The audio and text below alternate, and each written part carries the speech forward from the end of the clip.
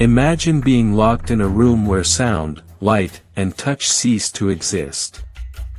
How long before your own brain starts eating itself? For the victims of Project MKUltra, this wasn't a nightmare. It was a government-funded reality. Absolute darkness does not come from nature. It is engineered by the brightest minds within prestigious academic walls, as the suffocating paranoia of the Cold War begins to strangle reason. In Montreal, at McGill University, Dr. Donald Hebb proposes a radical and dangerous idea. What happens when you starve the human brain of absolutely all sensory input? Hebb receives a substantial grant from the Canadian Defense Research Board, a project secretly funded by the CIA under their burgeoning mind control initiatives. The premise of the experiment is brutally simple, yet the implications are utterly terrifying. Eager student volunteers are paid $20 a day to do absolutely nothing. They are isolated. They are placed in small, claustrophobic, soundproof cubicles. They wear thick, translucent goggles designed to diffuse light into a blinding, featureless white fog. Heavy cardboard tubes cover their arms to prevent any sensation of touch. Relentless white noise hums out of air conditioning units in the background, masking any stray ambient sound. The stated goal: to study the psychological effects of monotony. But it is not monotony they find lurking in the dark. It is madness. Within mere hours, the volunteers begin to vividly hallucinate. Grotesque shapes dance in the static fog. Disembodied voices whisper from the padded walls.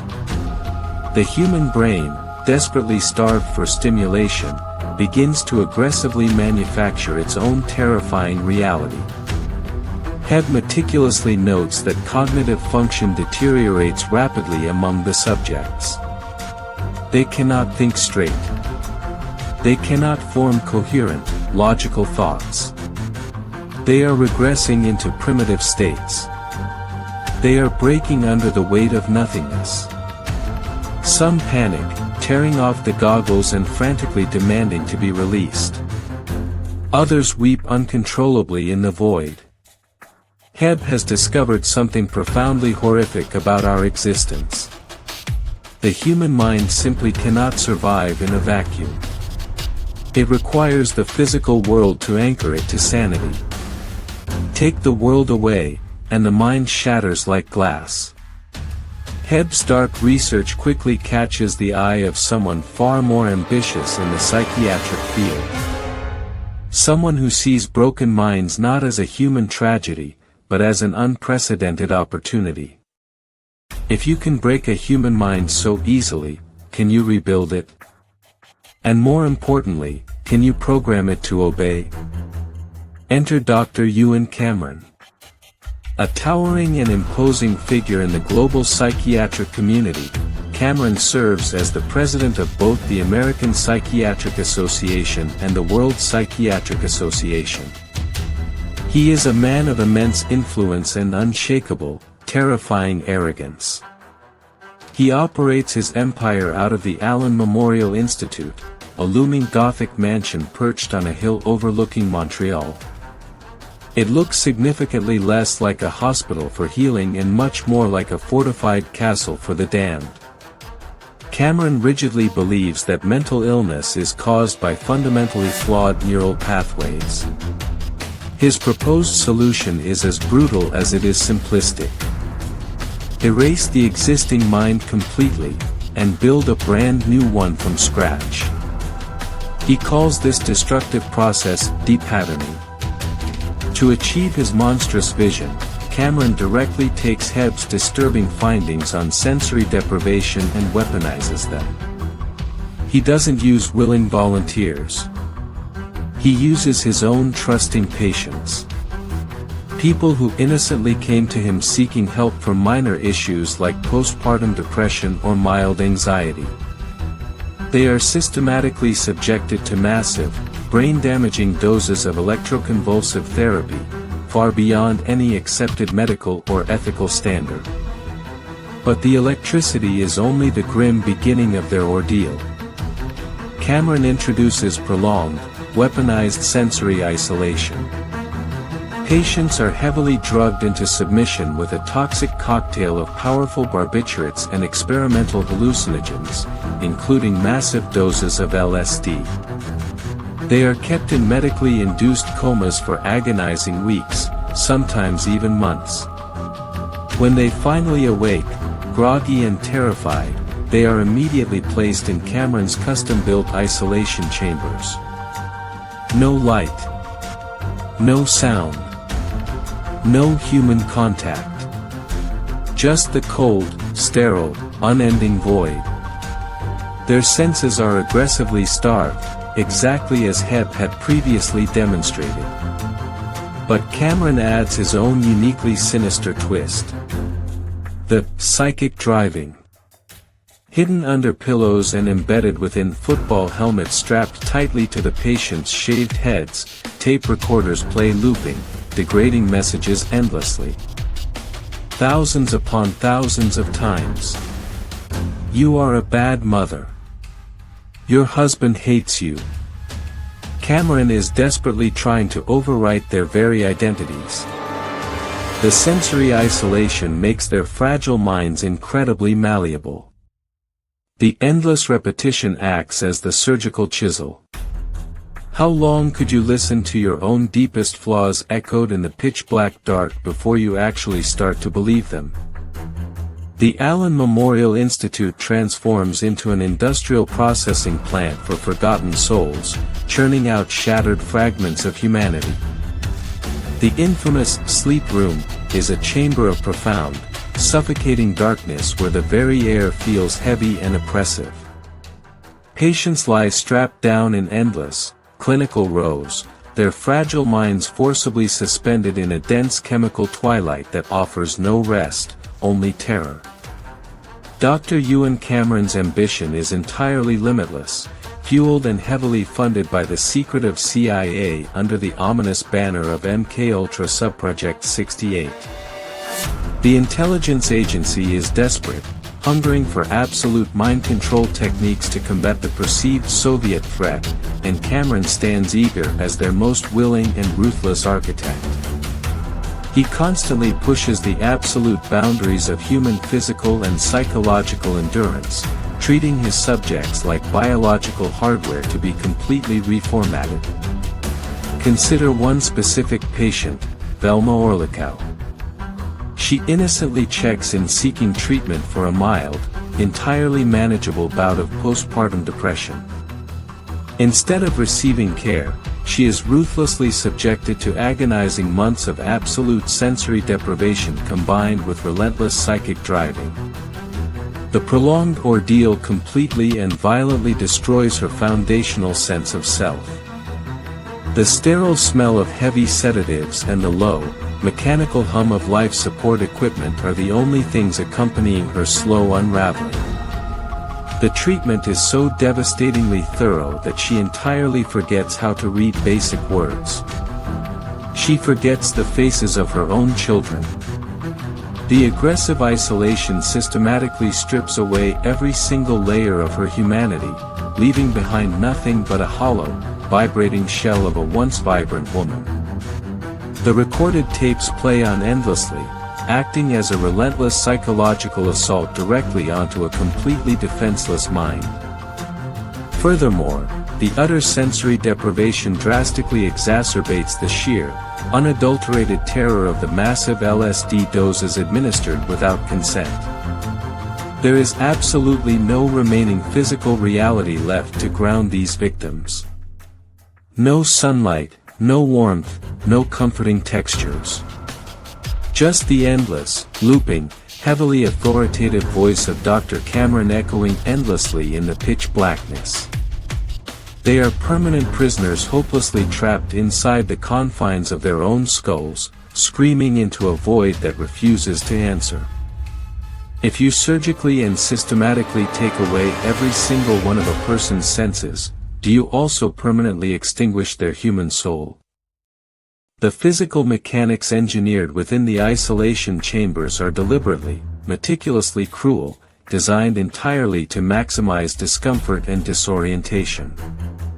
The cramped, windowless rooms are purposefully maintained at wildly uncomfortable temperatures, fluctuating rapidly from freezing cold to sweltering heat to completely prevent any possibility of physical acclimatization. The sparse medical beds are aggressively rigid and unforgiving, offering absolutely zero comfort to the bodies lying upon them, bodies slick with cold sweat and trembling from the unseen horrors generated by their own isolated brains.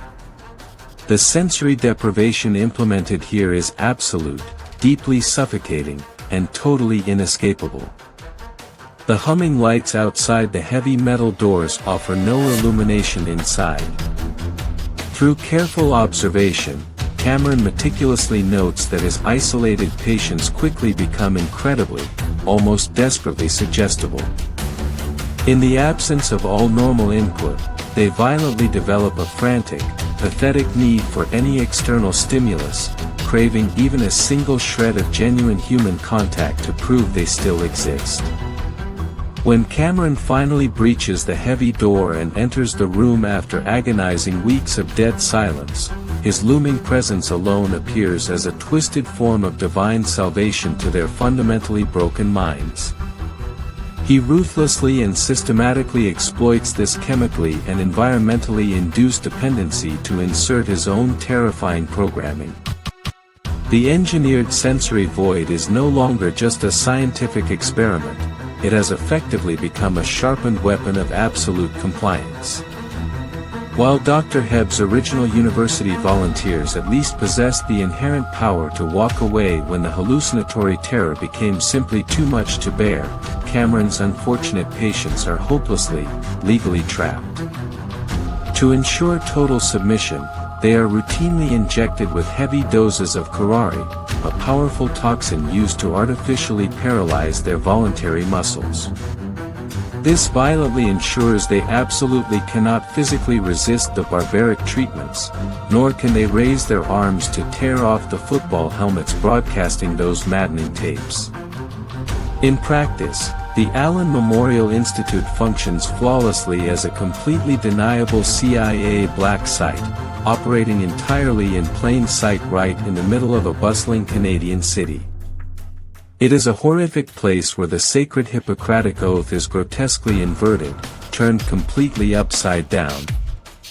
Here, the trusted doctors are the principal torturers. The suffocating isolation itself is the primary instrument of torture.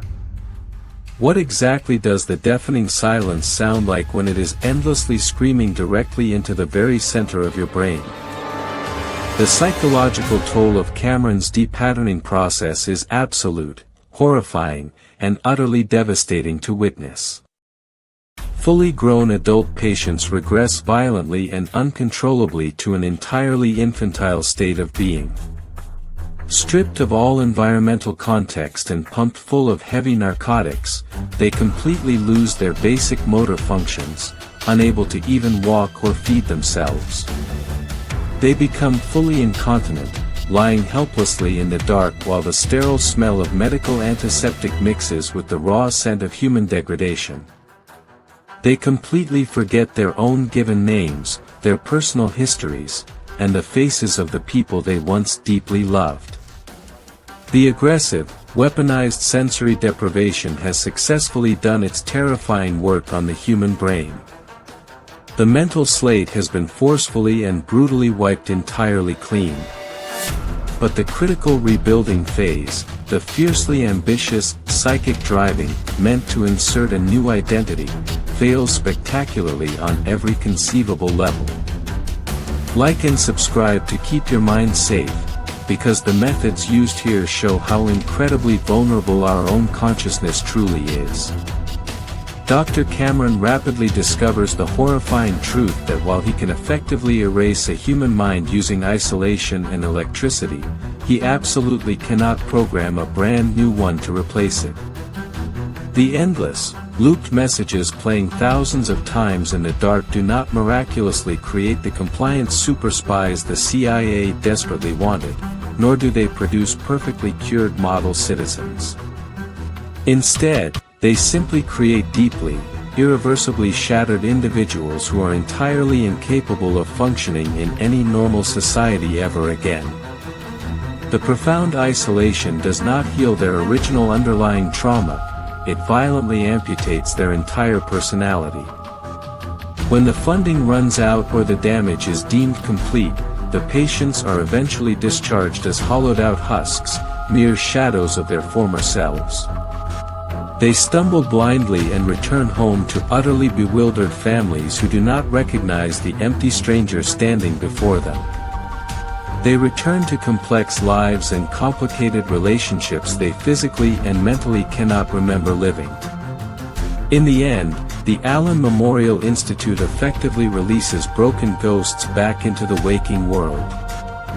Is a personal memory that is forcibly erased truly gone forever, or does it simply linger in the darkest, most inaccessible corners of the damaged brain, waiting silently to violently return and haunt the host?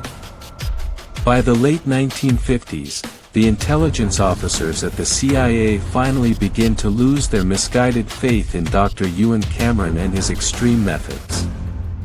The clinical results from the sensory deprivation chambers are simply far too messy and entirely unpredictable for field operations. The loudly promised, highly anticipated weapon of absolute mind control remains entirely unproven and dangerously unreliable. Consequently, the vast, secret stream of unaccountable black funding slowly begins to dry up and filter away to other classified projects. But for the victims locked in the dark, the catastrophic damage is already permanently done. Hundreds of innocent, unsuspecting lives have been irreparably and violently destroyed in the name of national security. Despite losing his primary financial backing, Cameron stubbornly and aggressively continues his twisted, destructive work independently until his retirement in 1964. He spends those final years ruling like an unquestioned tyrant in his imposing Gothic castle on the hill, entirely convinced of his own medical genius. He never publicly or privately expresses a single ounce of human remorse or regret for the countless minds he shattered. He genuinely believes his brutally harsh methods, though undeniably cruel, are strictly necessary sacrifices for the grand, unstoppable advancement of modern psychiatry. Donald Hebb, on the other hand, slowly begins to realize the profound, creeping horror of what his initial academic sensory deprivation research has fully unleashed upon the unsuspecting world.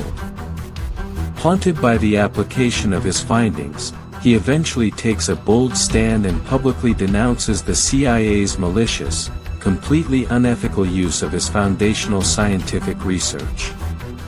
He openly and clearly admits that prolonged, severe sensory deprivation is unequivocally and undeniably a form of psychological torture that destroys the human soul.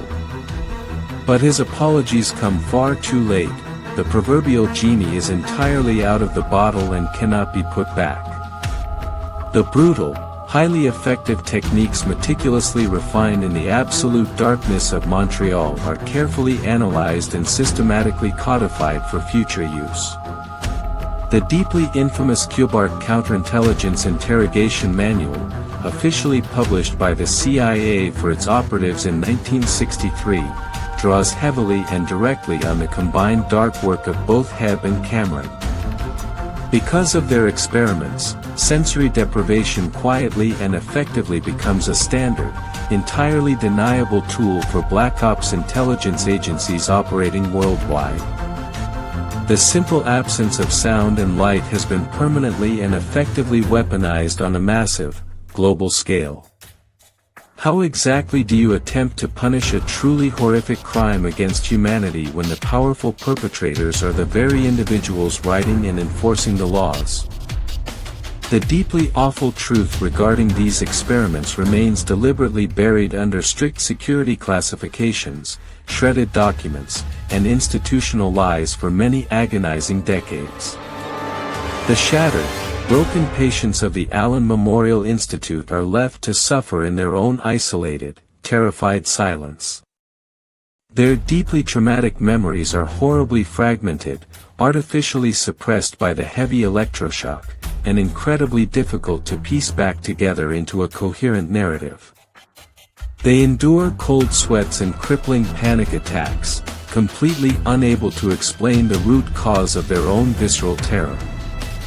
It isn't until the highly turbulent political climate of the 1970s, specifically in the massive, destabilizing wake of the Watergate scandal and the explosive, highly publicized church committee hearings, that the true, unvarnished horrors of the MKUltra program finally begin to slowly surface into the public eye.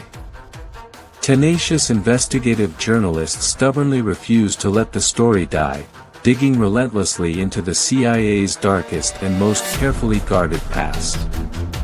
Eventually, the dreaded, once respected name of Dr. Ewan Cameron slowly begins to emerge from the heavily redacted black ink of classified government shadows. As more documents are uncovered, the sheer, terrifying scale of the medical atrocity becomes entirely unavoidably clear to a shocked nation. Eventually, a highly unprecedented landmark lawsuit is courageously filed by 9 of Cameron's former, severely damaged victims directly against the immense power of the CIA. Furthermore, the Canadian government is deeply and incredibly embarrassingly implicated for explicitly allowing and partially funding the torture occurring on its own sovereign soil. Because of this lawsuit, the imposing, stone Gothic mansion sitting proudly on the Montreal Hill is permanently and very publicly exposed to the world as a literal, functioning house of horrors. In the courtroom, the frail, aging survivors bravely and tearfully recount their unimaginable experiences.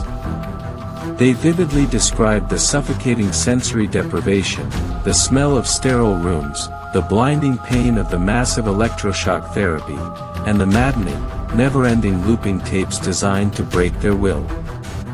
Their harrowing, deeply emotional testimonies serve as a chilling, undeniable echo of the cruel experiments themselves, forcing society to listen to the voices Cameron tried so hard to erase. The general public is violently and uncomfortably forced to confront the previously impossible reality that their own deeply trusted, democratically elected governments intentionally funded the systematic, scientific destruction of innocent human minds. When the deepest, most carefully hidden darkness is finally dragged screaming and kicking into the harsh light of day, does the sudden revelation completely blind us to the truth? The ensuing, highly publicized legal battle proves to be incredibly grueling, intensely bitter, and painfully protracted for everyone involved, deliberately dragged out by government lawyers. Both the heavily defended CIA and the deeply embarrassed Canadian government fiercely and relentlessly deny all legal and moral liability for the ruined lives. In their defense, they loudly and aggressively claim the horrific experiments were ultimately necessary sacrifices made for the absolute greater good of the global Cold War effort against communism. Adding insult to profound injury, they cruelly and systematically attempt to claim the surviving patients were already deeply, hopelessly mentally disturbed long before Dr. Cameron ever laid his hands on them. It is a classic, exceptionally brutal tactic of entrenched institutional defense, aggressively blame the helpless victims for their own government-funded torture. However, despite their best efforts to hide the truth, the surviving paper evidence is absolutely and undeniably overwhelming. The vast, scattered paper trail, though heavily and highly suspiciously redacted with thick black marker, points directly and unavoidably to the specific funding streams of MKUltra Subproject 68. Throughout the arduous depositions, the frail, psychologically scarred survivors are brutally forced to repeatedly relive their unimaginable, deeply buried trauma in open court settings. They painstakingly and tearfully describe the absolute, suffocating, physical terror of being locked inside the sensory isolation chambers. They recall the terrifying hum of the ventilation, the rigid beds, and the deeply visceral feeling of their own minds violently and uncontrollably coming apart in the total dark. Finally, in the year 1988, a highly reluctant out-of-court settlement is quietly reached in order to deliberately avoid a messy, highly public trial that would further embarrass the intelligence community. The CIA quietly and entirely without admitting formal guilt agrees to pay each of the 9 exhausted, weary plaintiffs the sum of $100,000. It is an incredibly insulting, pitifully small pittance offered in exchange for an entirely stolen, irreparably ruined human life. Following suit, the Canadian government eventually offers its own meager financial compensation, though always deliberately attaching strict, highly punitive, legally binding non-disclosure agreements to silence the victims forever. The grand concept of justice is ultimately and tragically reduced to a quiet, strictly confidential financial compromise designed to make the problem simply go away. Meanwhile, the true, original architects of the sensory deprivation horror, Ewan Cameron and Donald Hebb, are already long dead and buried in the ground. Because of their deaths, they never have to face a legal tribunal, nor do they ever have to look their shattered victims directly in the eye and explain their monstrous actions. In the cold, calculating world of state-sponsored atrocities, can true, meaningful justice ever actually be bought with a simple government check?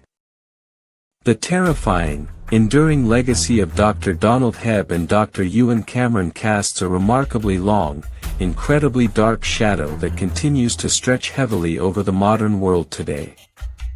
The brutal psychological techniques they originally pioneered and aggressively tested on unwitting civilians, specifically severe sensory deprivation, extreme physical isolation, and profound, personality-altering psychological manipulation, do not simply disappear into the history books when the doctors pass away. Instead, these monstrous techniques actively evolve.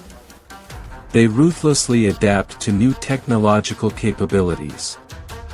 Over the intervening decades, they are meticulously and scientifically refined in completely hidden, off-the-grid black sites and highly covert, classified military prisons located all around the globe.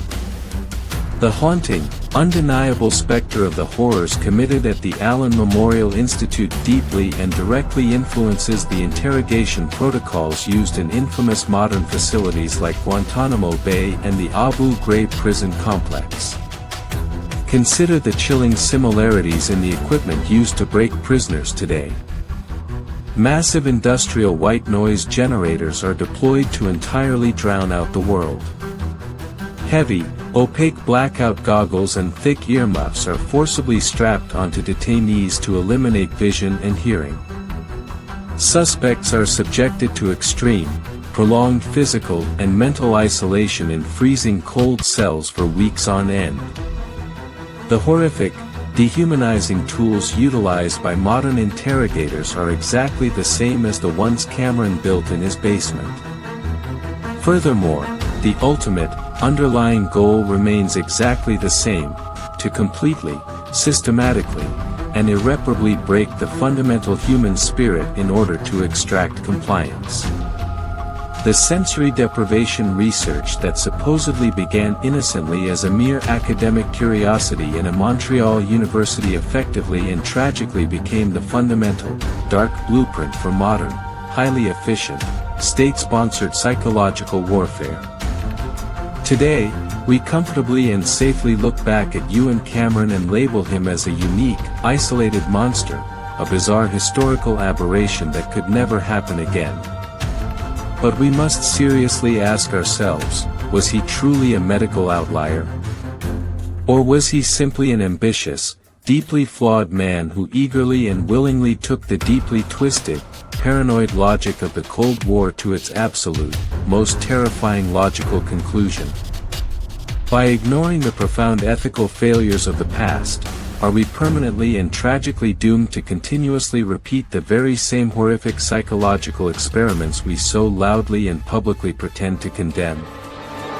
Today, the physically imposing structure of the Allen Memorial Institute still stands proudly and defiantly on its high hill, casting a long physical and metaphorical shadow over the bustling city of Montreal below.